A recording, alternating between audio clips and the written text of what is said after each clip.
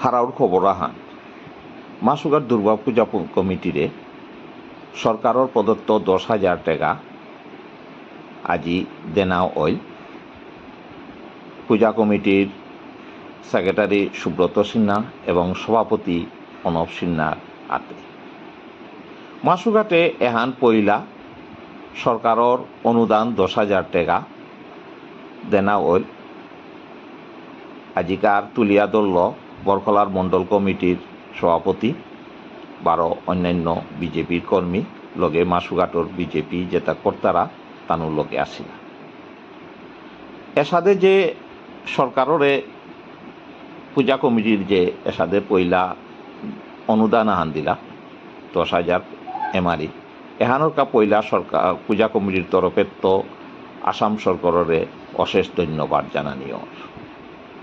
এবারর মারির পূজার কমিটির হাব্বিত্ত ডাঙ্গর সিদ্ধান্ত হান হইল তাই পূজার কমিটির লগে রাজবাবুর স্মৃতিমঞ্চর যৌথ উদ্যোগে মাসুঘাটর পথে স্ট্রিট লাইট ব্যবস্থা করা নিয়তই লক্ষ্মী পূজার আগে।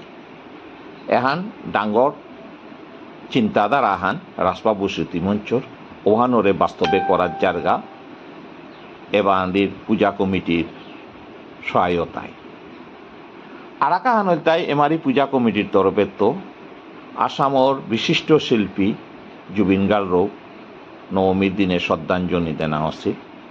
এহান আহান পূজা কমিটির আমি দেখলাম নোয়া জিনিস আহান 12 এমারি পূজা কমিটির পিনার পানির ব্যবস্থা সুব্যবস্থা এবং চা পানির যেহান ব্যবস্থা করেছিল লগে প্রসাদ বিতরণ যেটা সুষ্ঠুভাবে করিয়া গেলগা এহানোর কা মাসুঘাট গ্রামবাসীরে পূজা কমিটিরে অশেষ ধন্যবাদ জানা। আগামী দিনে এ পূজা কমিটি আরও শক্ত অক এবং নোয়া নোয়া উদ্যোক্তা যেটা আইতারা পূজা কমিটি তানুরে